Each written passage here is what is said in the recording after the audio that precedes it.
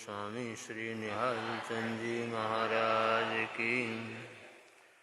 आचार्य सम्राट पूज्य श्री आत्माराम जी महाराज की। पूज्य आचार्य प्रवर श्री आनंद ऋषि जी महाराज की।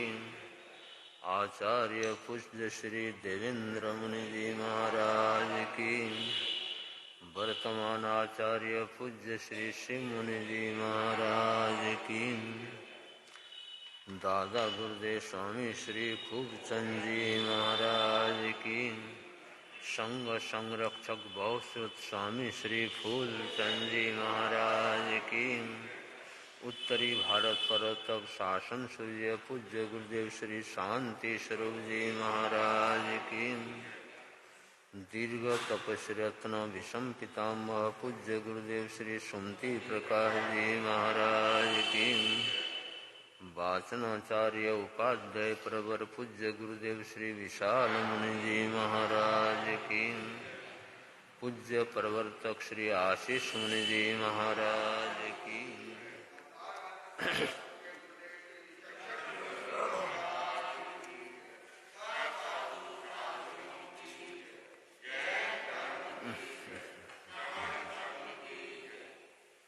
नमो अरिहन्ताणं नमो सिद्धाणं नमो आयर्याणं नमो वज्रायणं नमो लोये सवसाहोणं एषो पञ्च नमोकारो सर्वपापनाशनो मंगलानं च सर्वेषां परमं हवै मंगलम्। मंगलानं च सर्वेषां परमं हवै मंगलम्। धम्मो मंगलमुख्यं अहिंसा संयमो तवो देवावितं नमसन्ति जशधम्मेशयामणो जहादुमसपुकेषु भमरो अविरसं नयपुफं किल मे सोयपिणेयपयं एमये समनमुता जिलोये सन्ति साहुनो विहंगमवपुषेषु दानभक्तेषणेरया भयं च वित्तिलभमो नय कुयुवहमहे आहगणेशुरियन्ते फुफेषु वमरुजः महुगरसमबुद्धा जे भवन्ति अनिशया नानपिण्डरया दन्ता तेन बुच्यन्ते साहुनोति देवी।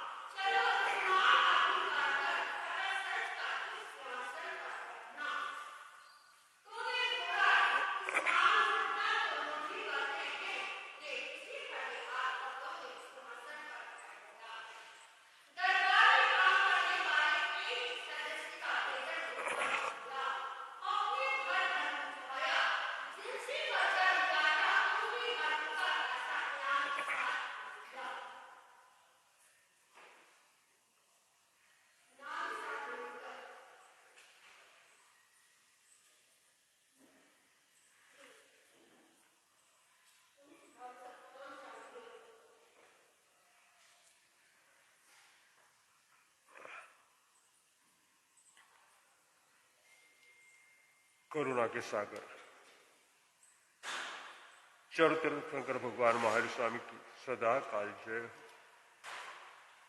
जय विजय हो सभी महापुरुषों की, जय विजय हो सभी गुरु भगवंतों की, जय विजय हो आराध्य गुरुदेव की, जिन्होंने संसार के सागर से निकालकर संयम को प्रदान किया और मुक्ति का मार्ग सहज बना दिया। आराध्य गुरुदेव के पावन चरणों में शत शत वंदन अभिनंदन। धुआं कफन का हो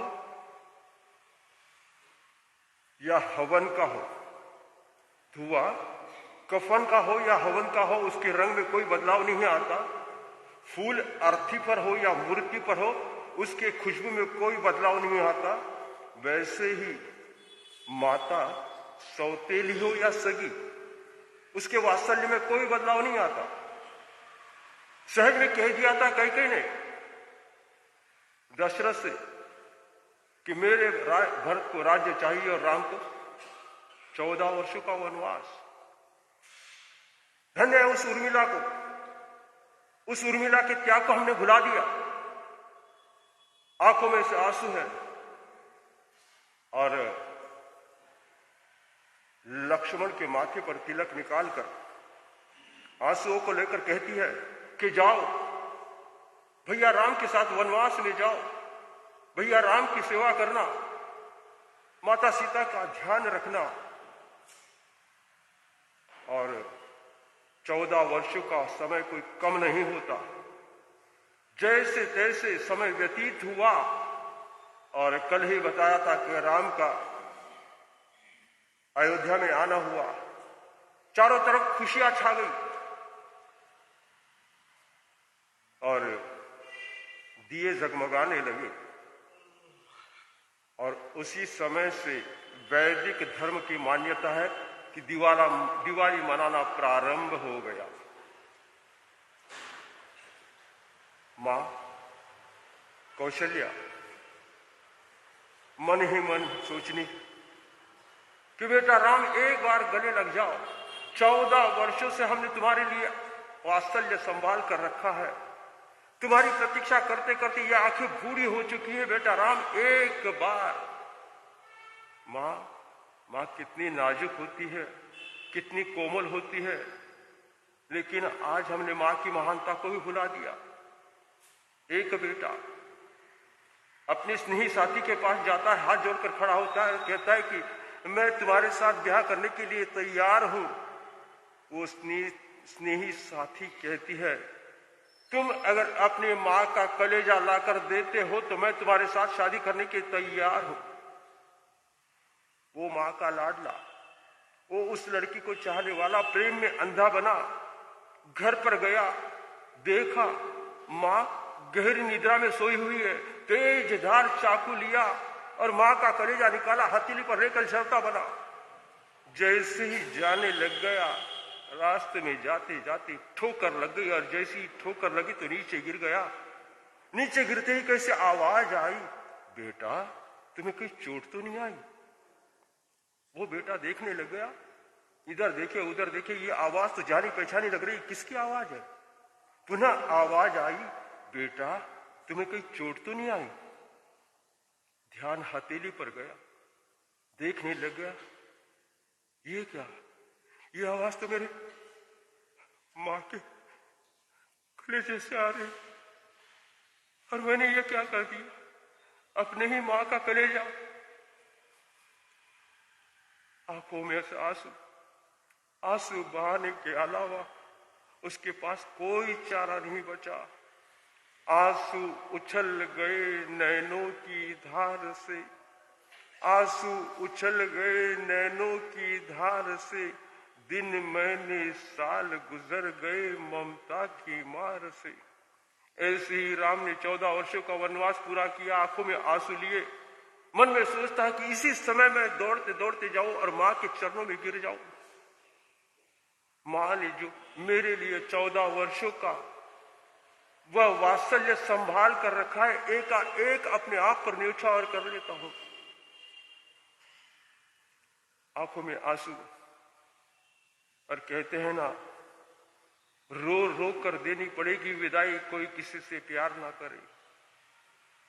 राम की आंखों में आंसू, कदमों को बढ़ाया माता कौशल्या की तरफ, एक का एक उन कदमों में मोड़ ले लिया और चल पड़े माता कैकेयी के पास। नतमस्तक हो गए माता के कैकेयी के चरणों में और कहने लगे कि माता कैकेयी, तुम धन्यवाद की पात्र हो।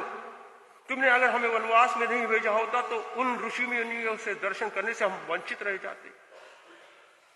तुमने हमें अगर वनवास में नहीं भेजा होता तो उस शबरी का क्या होता, जो शबरी हमारी प्रतीक्षा कर रही थी, दुर्वासा ऋषि से याचना कर रही थी, प्रार्थना कर रही कि कल मेरे प्रभु राम आने वाले हैं।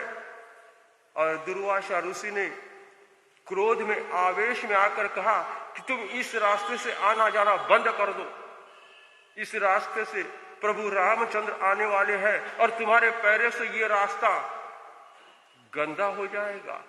फटकार लगा रहे थे दुर्वासा ऋषि, लेकिन जैसे ही राम का आना हुआ, दुर्वासा ऋषि और कई ऋषि हाथ जोड़कर खड़े हो गए और राम से विनती करने लग गए कि हमने कई वर्षों से साधना की है, कई वर्षों से अपने आप को तप में लगा दिया है, हमारी कुटिया को पवित्र कर दो।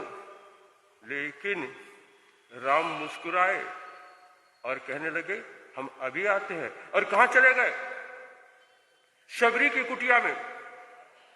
तो ऐसा ही होता है, भक्ति ऐसी ही की जाती है, निस्वार्थ भक्ति करती है तो भगवान अपने आप चले आते हैं। वो कैकेयी पहले मन ही मन सोच रही थी कि मैं राम के चरणों में गिरकर उससे क्षमा याचना कर लूंगी कि मुझसे बहुत बड़ी भूल हुई, मुझे क्षमा करना।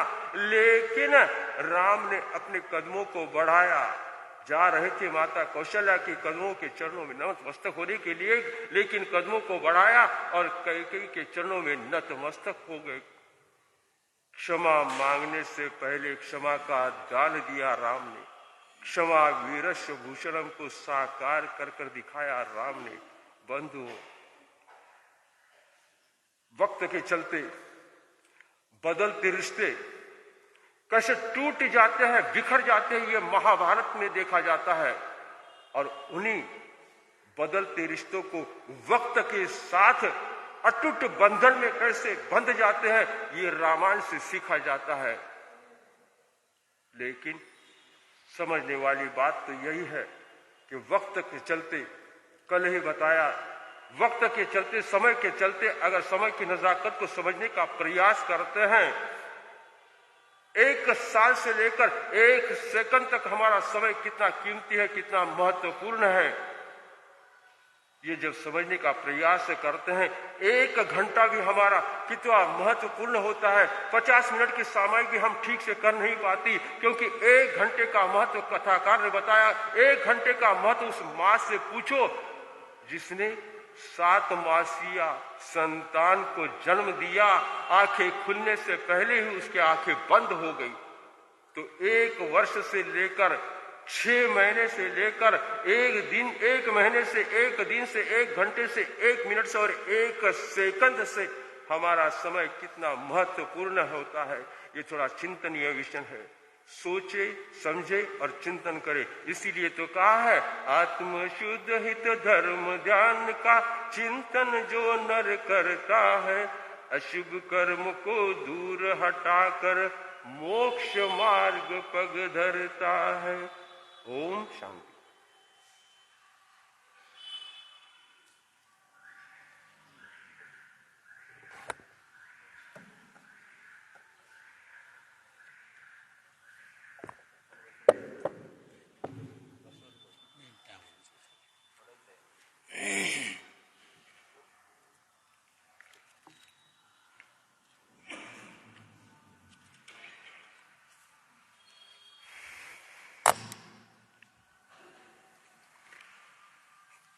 कभी खुशियों का मेला है,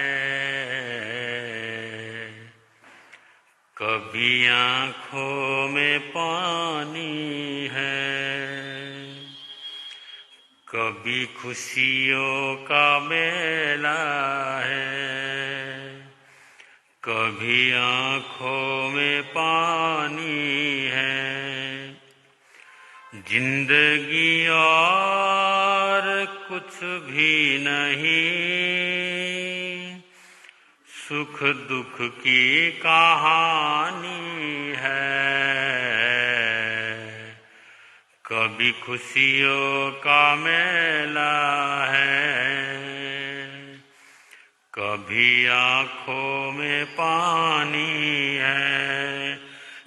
जिंदगी और कुछ भी नहीं, सुख दुख की कहानी है। कभी खुशियों का मेला है। एक पल का हंसना है, एक पल का रोना है। इस हंसने रोने में क्या जीवन खोना है। एक पल का हंसना है, एक पल का रोना है।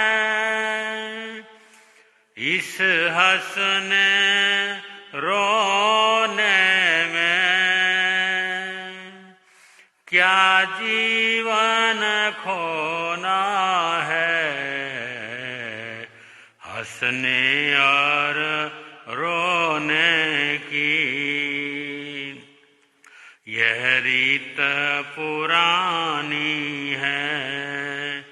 हंसने और रोने की यह रीत पुरानी है। जिंदगी और कुछ भी नहीं, सुख दुख की कहानी है। कभी खुशियों का मेला है, कभी आँखों में पानी है।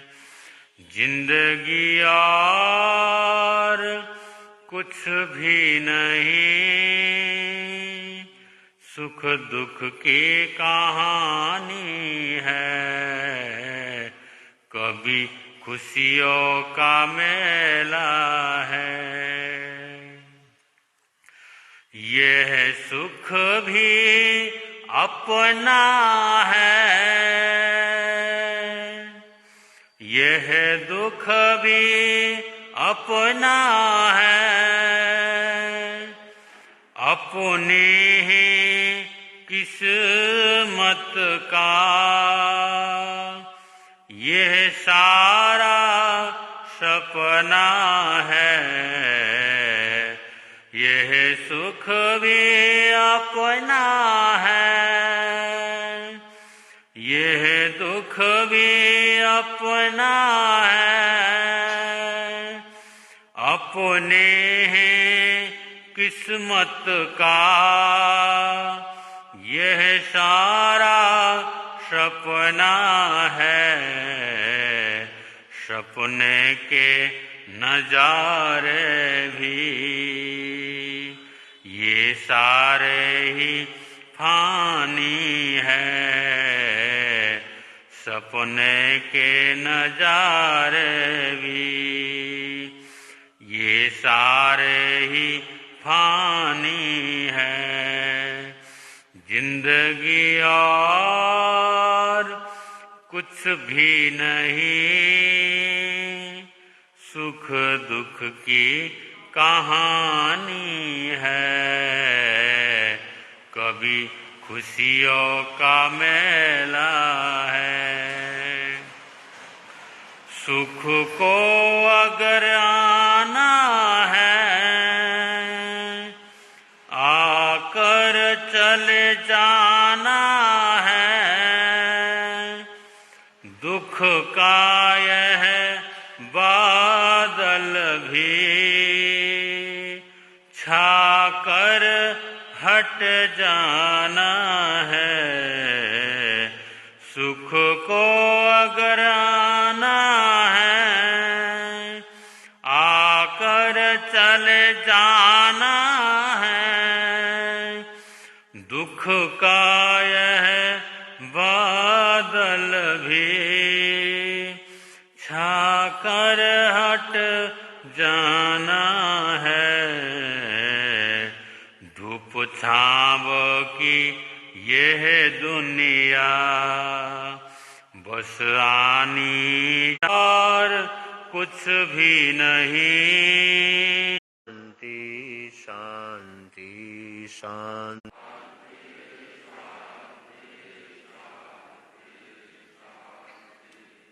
शांति शांति शांति शांति।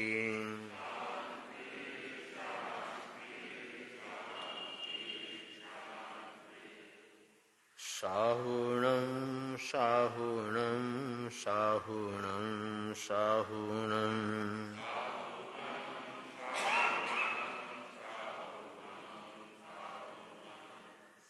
साहुणं साहुणं साहुणं साहुणं।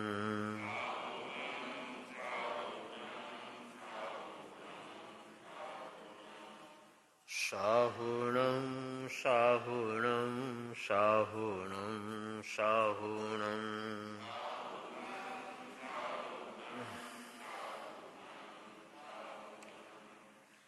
नमो लोये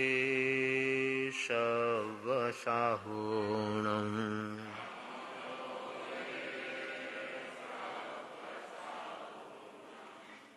नमो लोये साहुणं।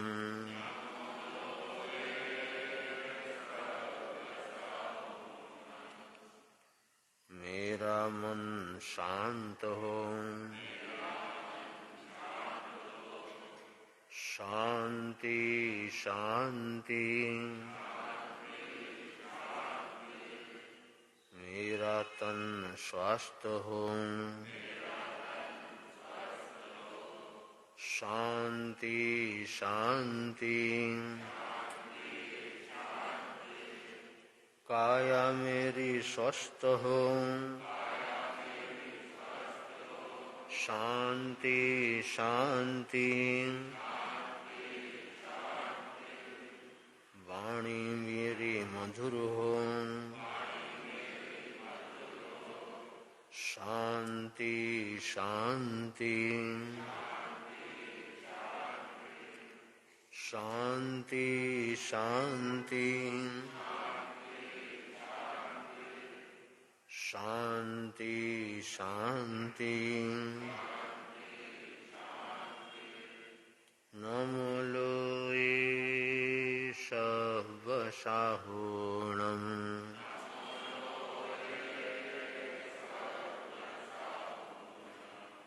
नमो लोये साहुणं।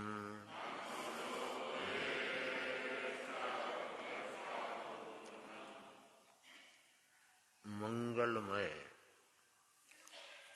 पंचह परमेष्टि नमोकार मंत्र की पावन ऊर्जा वलय में शरणं पवज्जामि। ओम गुरुदेवाय नमो नमः। आज की साधना का पवित्र मंत्र है ओम सुमतिनाथाय नमो नमः। ओम सुमतिनाथाय नमो नमः एक ऐसी साधना का वलय है जिससे हमारे जीवन में निरंतर सुमति बनी रहे। कहते हैं रघुपति राघव राजा राम, सबको सन्मति दे भगवान। रघुपति राघव राजा राम, सबको सन्मति दे भगवान। सबके जीवनचर्या में सन्मति बनी रहे तो आनंद रहता है। और सन्मति के परम देवता हैं सुमतिनाथ भगवान। महाराजा मेघरथ बहुत दिनों से किसी समस्या से उलझे हुए थे। दरबार में एक बहुत बड़ी समस्या आ गई। बहुत प्रयत्न किया समस्या का समाधान हो, लेकिन उलझन बढ़ती जा रही थी। समस्या थी राज दरबार में दो महिलाएं आती हैं एक बालक को लेकर। दोनों महिलाएं कहती हैं महाराज हमको न्याय चाहिए, ये बालक मेरा अपना है। दोनों कहती हैं मेरा बालक है।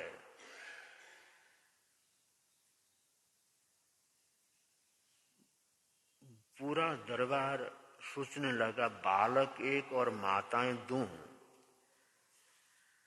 काफी पूछा, लेकिन दोनों स्पष्ट बोलती हैं बालक हमारा है।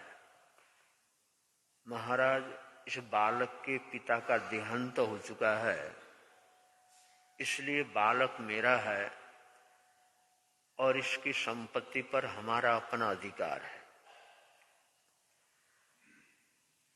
महाराज ने सोचा कुछ तो निर्णय निकले, बालक किसका है और संपत्ति पर किसका अधिकार होगा। उलझन बढ़ती गई, परेशानी बढ़ती गई। महाराज को न नींद, दिन में चैन न रात में नींद, भूखे रहने लगे।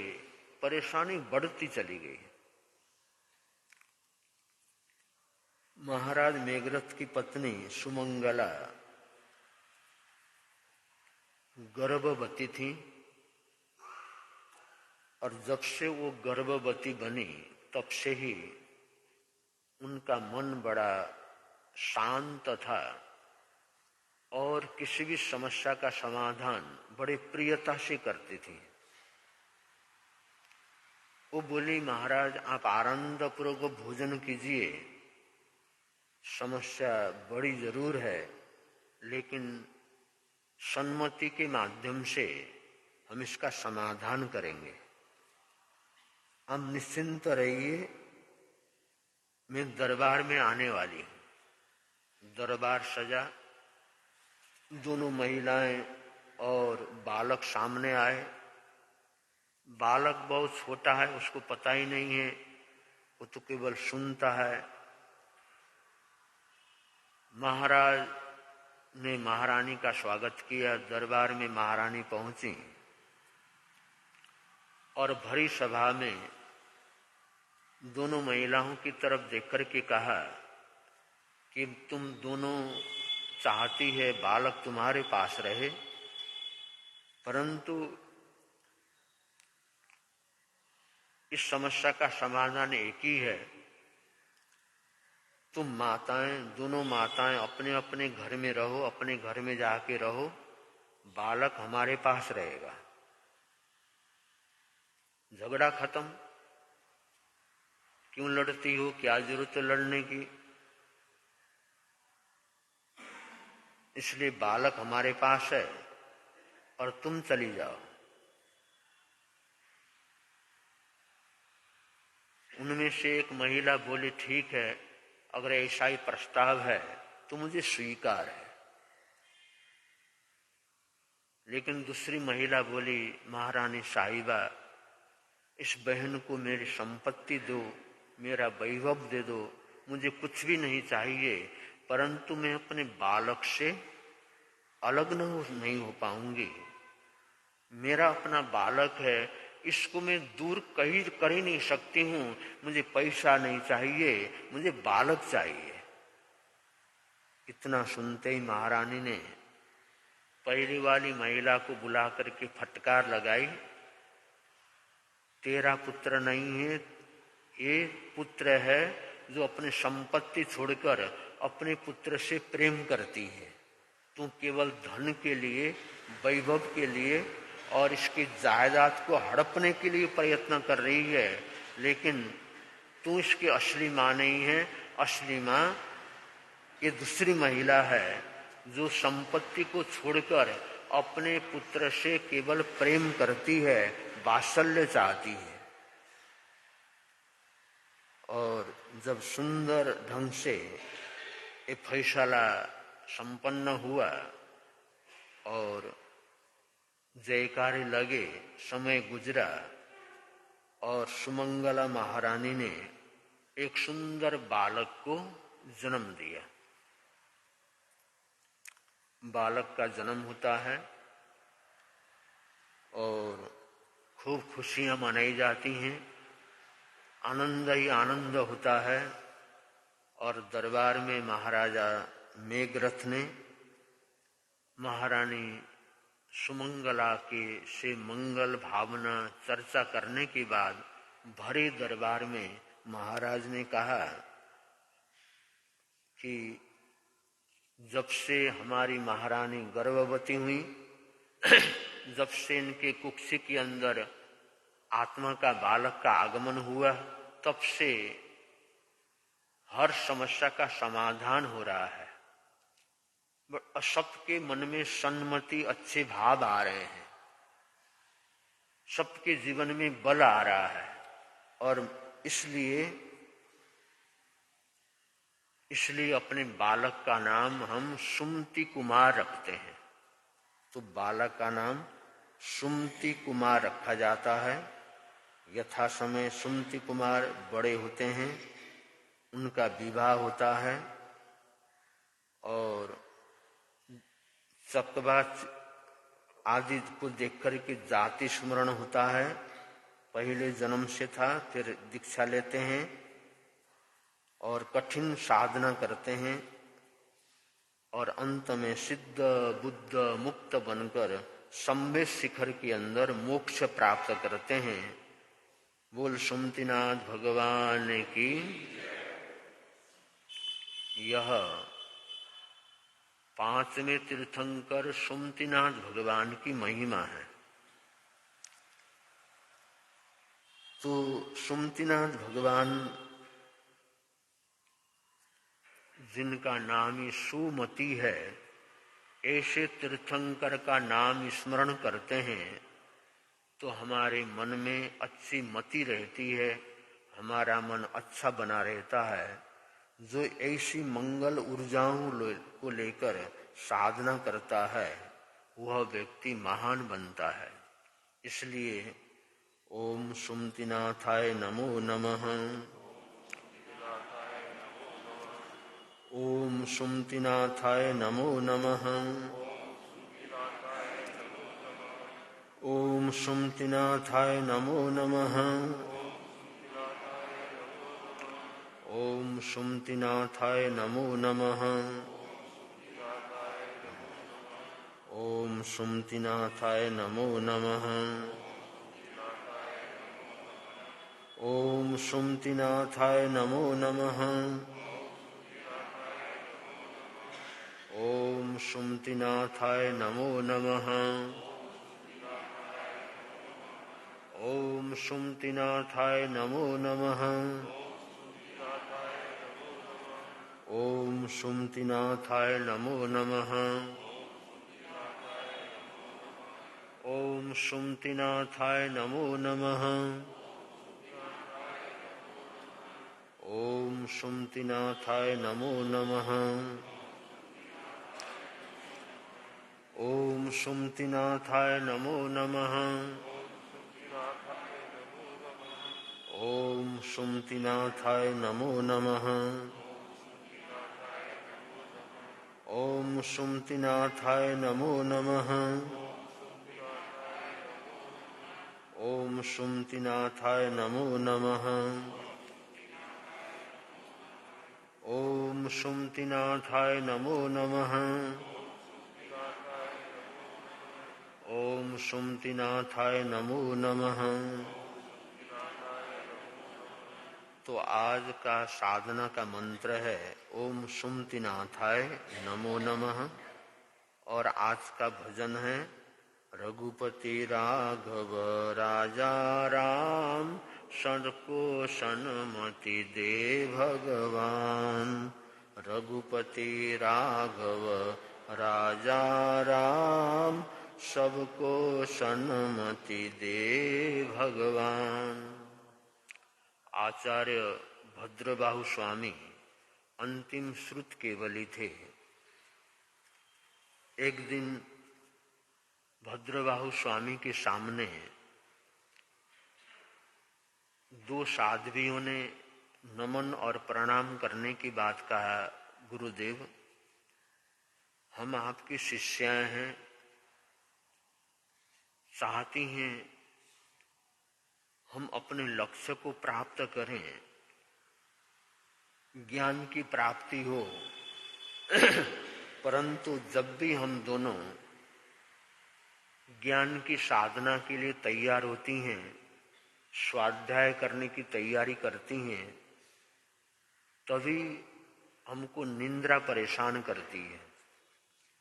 जब भी कुछ लिखना चाहती हैं, स्वाध्याय के शब्द बोलना चाहती हैं, तभी गहरी नींद आती है और उस निंद्रा में सब कुछ भूल जाती हैं। आचार्य भद्रबाहु स्वामी ने कहा, तुम दोनों साध्वियों पर अशुभ कर्मों का उदय है। तुमने तपस्या तो करनी है, लेकिन तपस्या करनी है, कठिन तप नहीं करना, मात्र उनोदरी तप करना है। उनोदरी तप करना, उनोदरी तप का मतलब भोजन करते हुए जितना भूख है भूख से कम भोजन करना और शांत रहना। उनोदरी तप करो।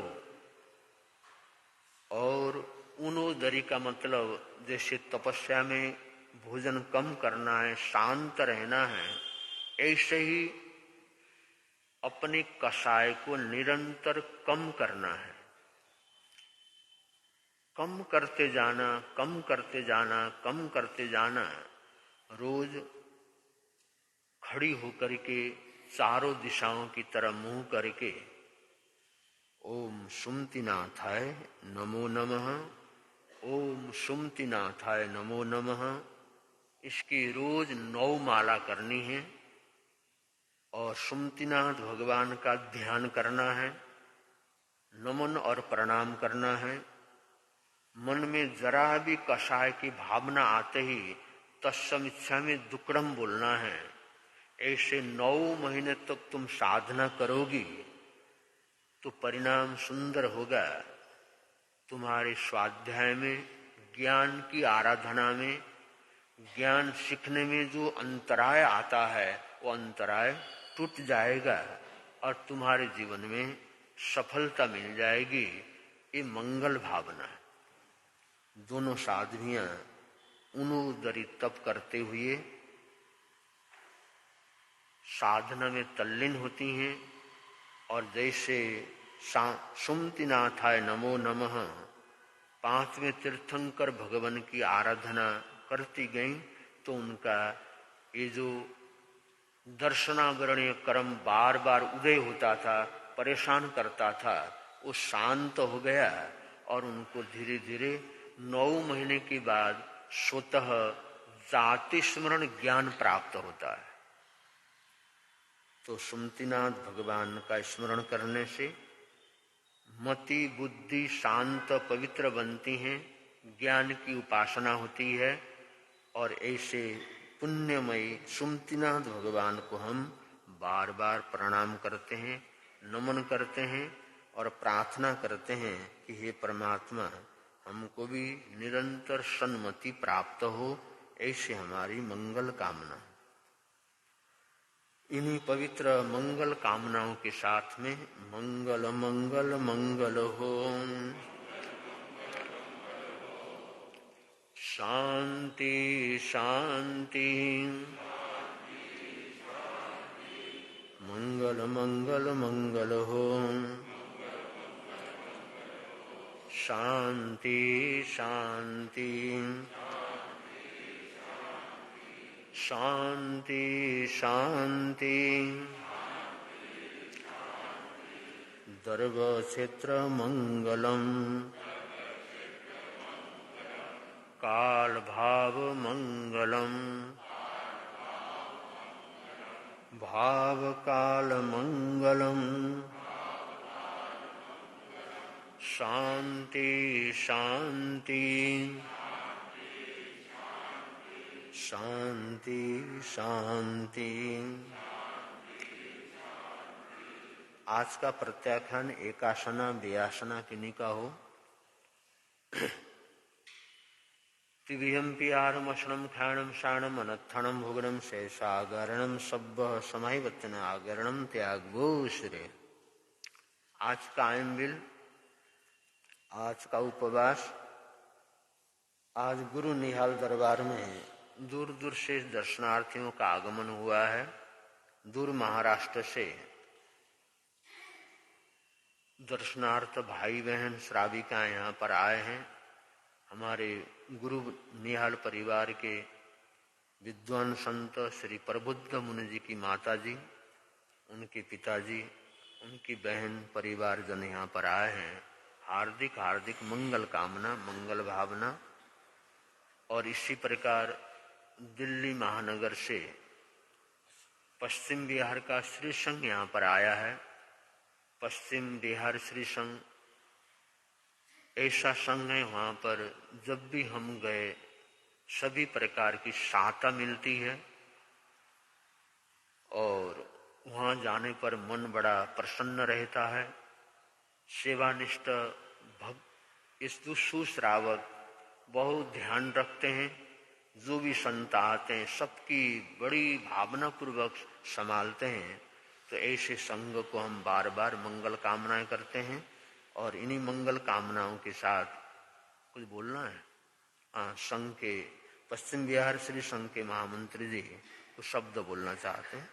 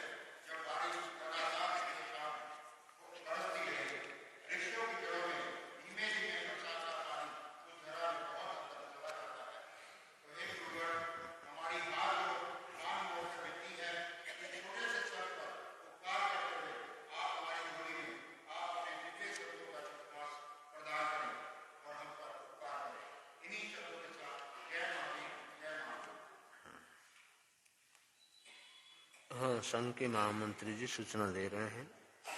संघ ने चातुर्मास की विनती करी है, वाचनाचार्य उपाध्याय श्री जी महाराज के दर्शन करें, जो भी उनका आदेश होगा वही मंगल है।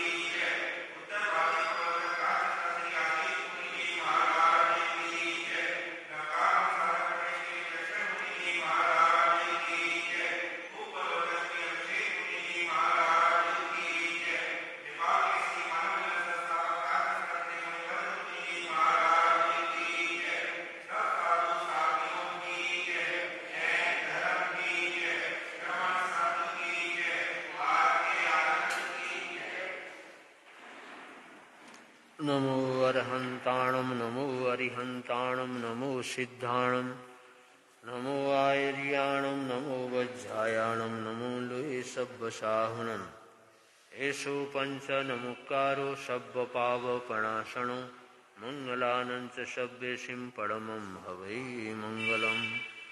चतारि मंगलम अरिहंता मंगलम सिद्धा मंगलम साहू मंगलम केवली पनत्तो धम्मो मंगलम। चतारि लोकोत्तमा अरिहंता लोकोत्तमा सिद्धा लोकोत्तमा साहू लोकोत्तमा केवली पनत्तो धम्मो लोकोत्तम। चत्तारि शरणं पवज्जामि अरिहन्ते शरणं पवज्जामि सिद्धे शरणं पवज्जामि साहू शरणं पवज्जामि केवली पनत्तो धम्मो शरणं पवज्जामि। ओम गुरुदेवाय नमः।